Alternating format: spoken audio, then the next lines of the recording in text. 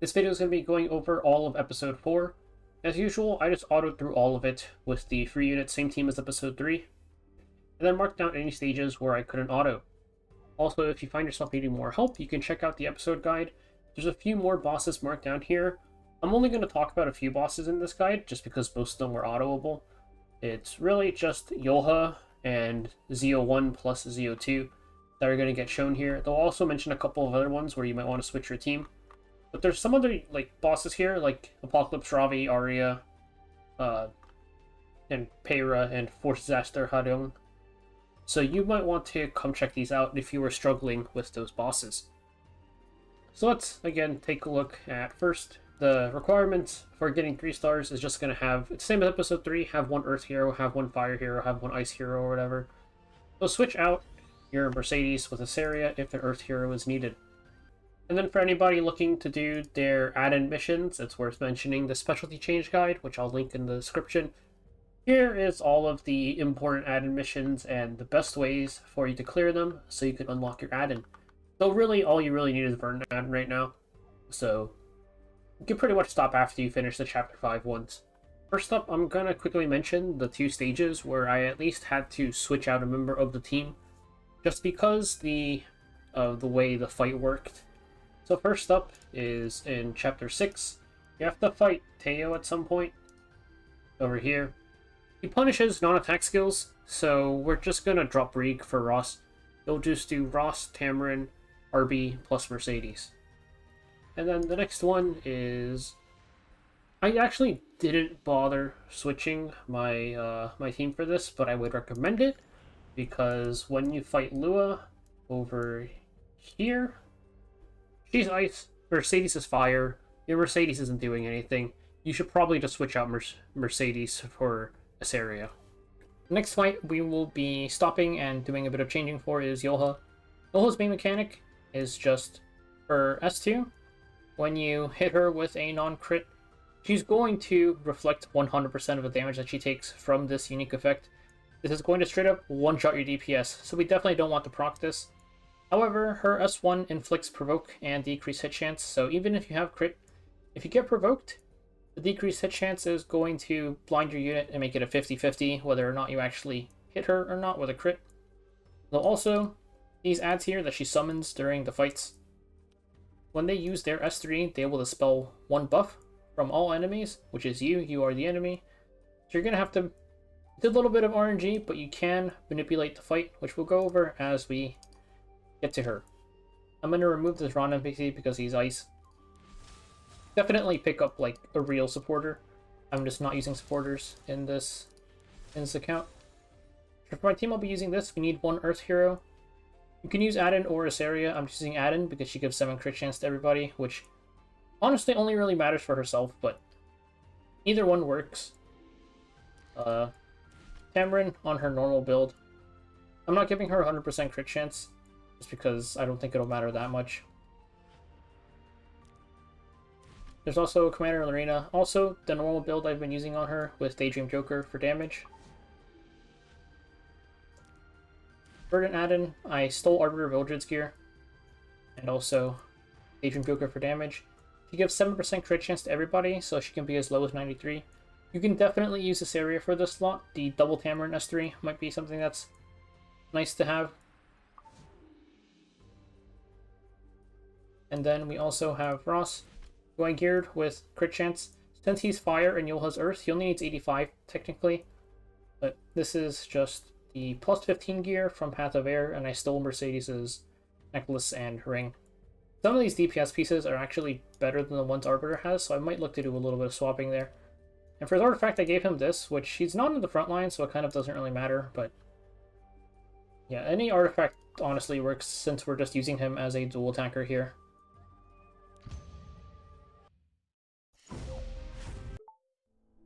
While you're in the fight, as you're autoing to the boss, I'd recommend either manually the second fight or turning off everyone's skills, just so that you have all of your important skills up for the boss fight.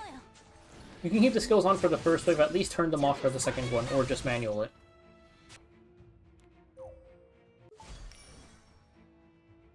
So now we are heading into the Yulha boss fight, and I'm just going to use this at the start to get rid of the speed buff.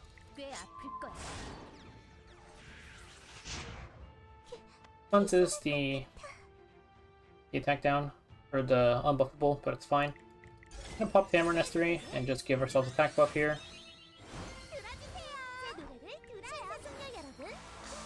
Having Adin go first there is also nice. Hit Yulha. Just pushes her up. Is that actually, Adin going first there actually pushes the ads past Yulha, so then the strip happens on a later turn instead of on the after Ross uses S2, so this has 2 of your units protected from Yulha S1 at least. And we've kind of instantly entered her into phase 2 because we landed our death break. So now she has kind of a different set of skills. The big thing is just, if she gets to use her S3, she's going to do very bad things.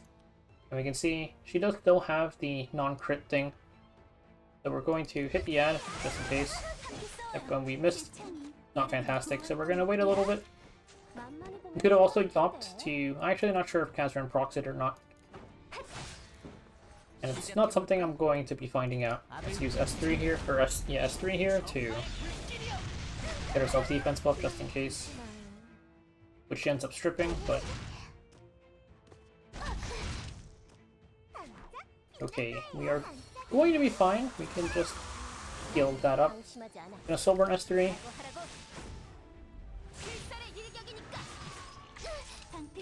And she just cleanses it anyways.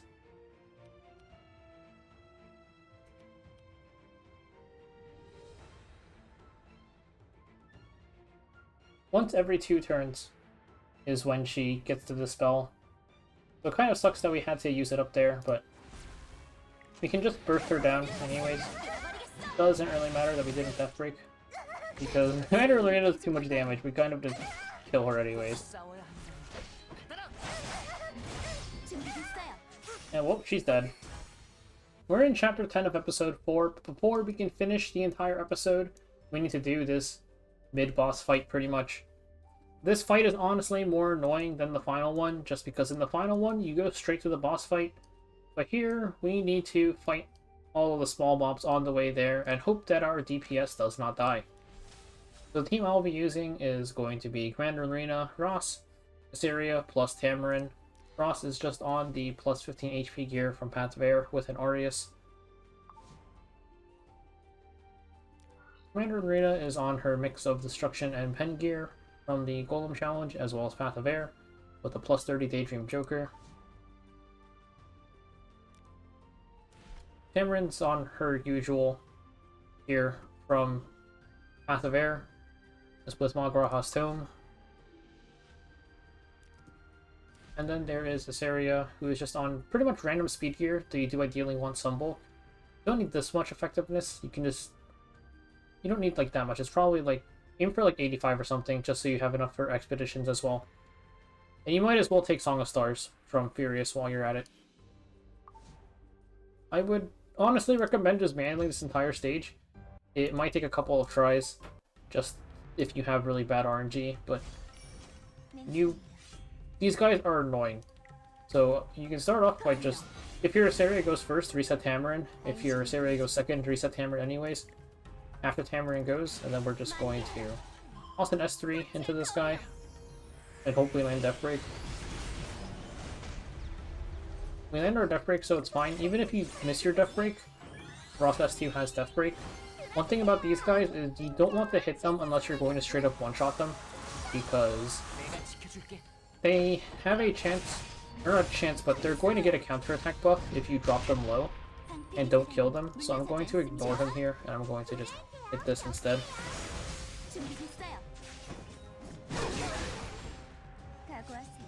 So now they have that little immortal buff, and we're going to see how much longer we can ignore him.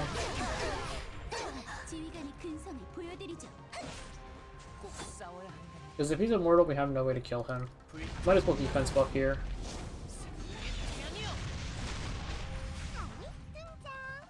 So we are kind of forced to hit him here, so I'm going to... We don't have a Assyria S3, so I'm just going to aim to strip it. And you can see the counter buff popping up there. Very nice that we actually have the defense buff.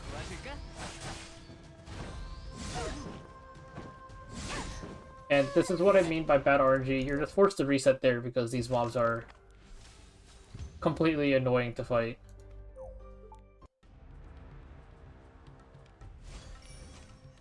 Same thing, we are just going to try and kill everything before it kills us.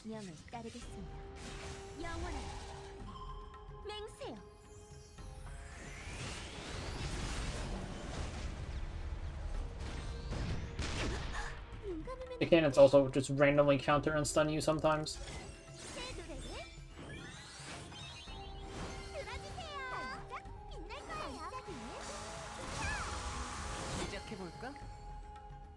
So we can do this.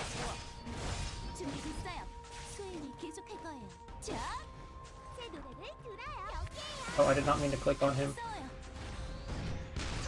We actually just barely didn't get him low enough to proc the counter buff, so it's okay.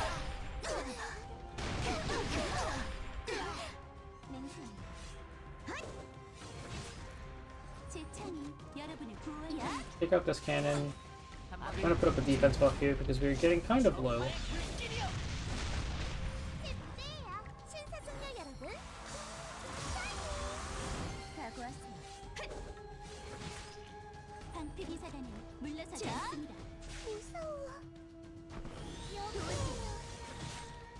So there we got him low enough that he processed counter buff. That also cycles off his immortality, so it's fine. We can just kill him now. The real challenge is literally just getting to the actual boss fight. But here, we're going to see if we can death break this cannon. We did not.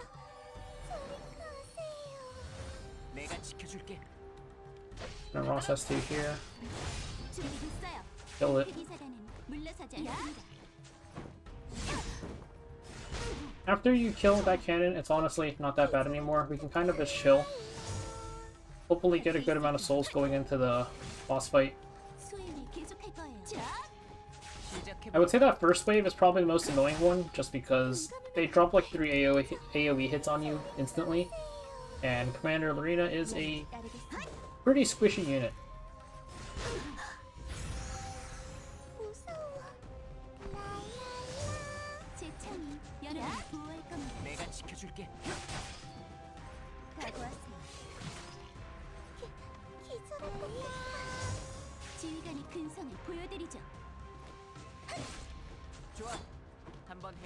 We're killing this as slowly as possible, just to generate more souls.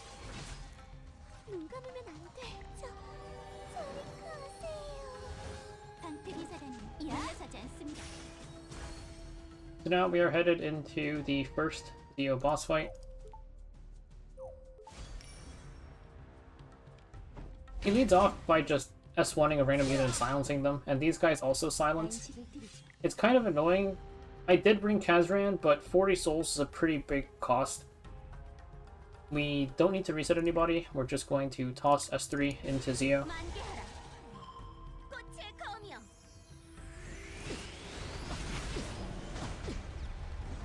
Good RNG, we landed every single debuff. Now we can just pop Hammer in idle form.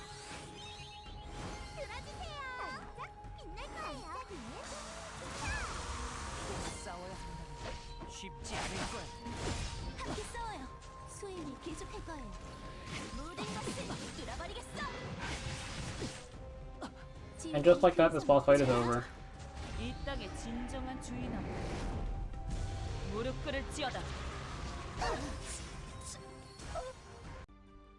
We're here at the final boss of episode 4, which is Darkness Possessed Zio. There's the usual one-shot that we've always done for it, with a couple of tweaks. So for one, because we don't need to Soulburn Sigurd anymore, since it doesn't do anything, we can use our souls for something else. I'm going to use Surmia here, and I'm going to Soulburn Surmia instead.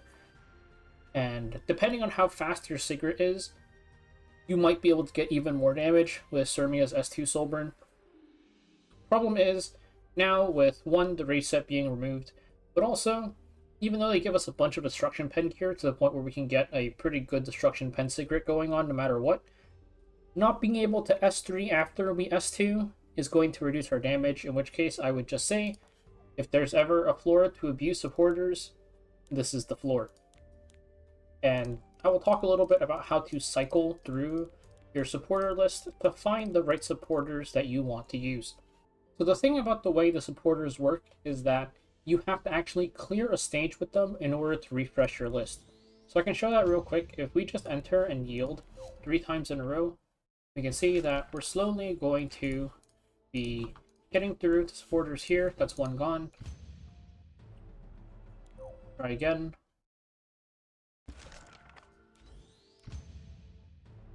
And then after I try again here, the same 3 supporters are going to show up again. So these aren't going to go away until we actually finish a stage using them. Though this does have its benefits, it means that if you fail to do the one-shot, your supporter is going to come back if you just simply try again, enter, hit try again with the other 2, and your full supporter list will come back. We finished refreshing our supporter list, and now we have the right supporters for this fight. But there's 2 ways you can clear this fight. One, pick up a strong bruiser. Bissell Yufine, Navy Captain Landy, maybe Bologna could do it. You can try out some bruisers, maybe even APOC could do it. Any unit that is tanky and deals a bit of damage should be able to hopefully kill Zio after you finish doing your pseudo one-shot, since we can't really fully one-shot it with free gear anymore. Alternatively, you can pick up a Friend Secret that has the damage to kill Zio for you with just S2 and S1. So, one more thing is that even if you fail to kill, if you really want to, if you just want to be done with this fight and move on with it, you can spend 50 Sky Stones to try again, and that can be one way for you to finish the fight. So let's get into the team and its stats first. This is the general team. We have Ross, Vivian, Sermia, and Sigrid. If you are using a Friend Sigrid, like let's say we're picking up a supporter Sigrid, you want to leave this back slot blank so that they will instantly join the fight and you can start out with them, and then Ross S2 will dual attack with this Sigrid. So let's take a look at their stats. So for Ross, his stats don't matter that much. Mainly, you just want him to be the person going second on your team after Vivian, and also, importantly, after Zio. Zio needs to move before Ross does. And then have him move before your DPS units, because you want to land Death Break. Warhorn from the Guild Shop is nice to put on him, just a bit more attack to our allies. We've also got Vivian. Vivian is going first. I gave her proper DPS gear, but it doesn't really matter. As long as she's going before Ross, and also don't make her too fast, you want her to not be lapping Sigrid. Because if you lap Sigrid, then Zio will get more CR push and he's going to cut Sigrid, so don't make her too fast. Just make her go first. Tag of Hells is also not really mandatory anymore, just because we can't Soulburn Sigrid, but even still having it is nice because we can at least Soulburn Sermia. Also, very importantly, I forgot to mention, you need the S3 Cleanse EE on Vivian so you can actually remove the stun from Ross at the start of the fight. And then here is Sermia. I have her on my secondary Destruction Pen set, just because Sigrid has the primary. Missing 1 crit chance, which I could fix with a Reforge. Don't know if I want to Reforge any of these pieces, though, so I'm just gonna leave that for now. It's 99% good enough. Also missing a bit of damage from no Reforges, but it is what it is. Her EE doesn't really matter at all. And then for the artifact, I'm using Exorcist Tonfa as a budget option. It's only plus 15, but this is just because since you hit Zio when he's above 50% with Sermia, this is going to be active. And now we can take a look at Sigrid. So Sigrid, I have her using Symbol instead because she's hitting him while he's below 50% on one, maybe both of the hits. And then S1 damage EE. And for her stats, it just looks like this. You want her going last, but also not too slow. It can be hard to tune your speed on the free gear. You might have to lower one or both of their damages to make the tunings work. It should go Vivian, then Ross, then Sermia, and then Sigrid. So that's it for the team and the stats. And now I'll show both methods for killing Zio. So to start off, we can take a look at the version that uses your own Sigrid plus a Bruiser as your friend supporter.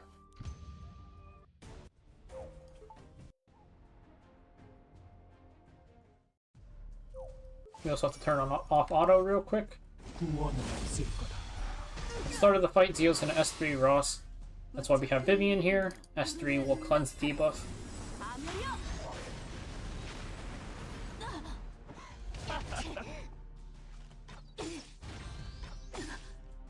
We've got an 85% chance at Death Break with this, assuming you did his EE. So now, the thing that determines whether or not you can S2 with Sermia is really just whether your Sigrid's ahead of these guys or not. Because if you... The problem is, when these guys take a turn, Zio also gets CR push. It's when anybody takes a turn. So if your Sigrid's behind them, and then these two move, Zio's gonna cut Sigrid, but our Sigrid's ahead, so it's fine. We can just soul burn this.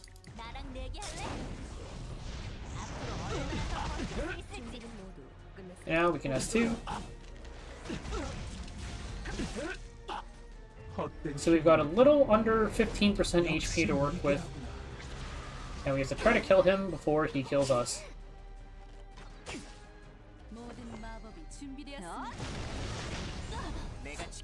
He's still got a pretty hefty barrier, so I'm not going to use Vivian S2 just yet. Hopefully she survives.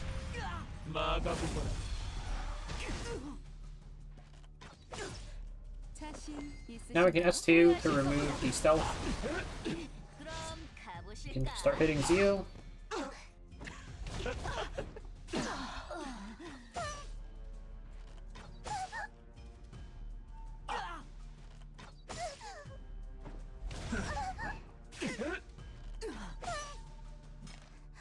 And now it's the Euthanasia.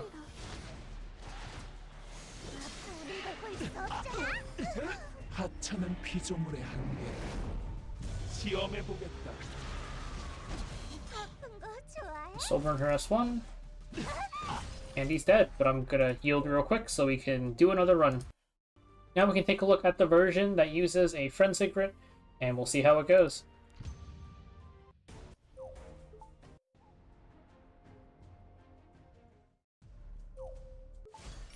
Skip again. 이 정도면 충분하겠지. So we're gonna cleanse as usual.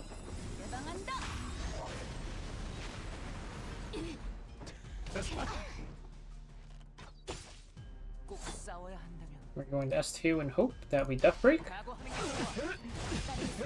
Nice. This time Sigrid got pulled because her attack is higher. Again, you want to check whether Sigrid's in front of them or not.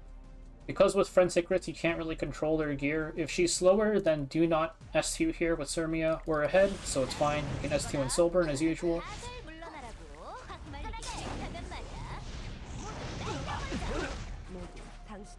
Dangerously close to 40% there, but we can S2 here. And he's dead. 두려워 마라. 모든 것의 끝 공허일 뿐.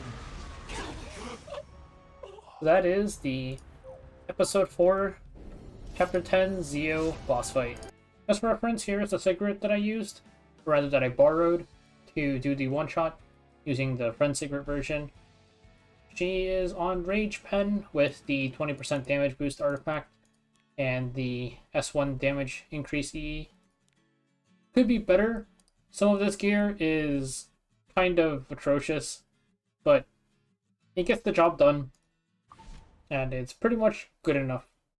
So this is just a reference of around what level of gear you need. She is SSS, but this is just a reference of around what level of gear you would need to one-shot cleanly. So that is it for the Episode 4 guide. We did have to borrow a supporter for this stage. The first and hopefully only time we'll actually have to do that. This does allow you to finish your second Moonlight Blessing, the Fallen Land one, now that we've cleared 410, which is nice. And also, there is this passive savior thing here. Gives Adin her personal artifact, which doesn't really matter, honestly, just because no one's really using Savior Adin right now. But maybe she'll get both one day and it'll be useful in the future. And we'll be moving on to Episode 5 next, of course, which is honestly a lot less annoying than Episode 4, so I'll see you then.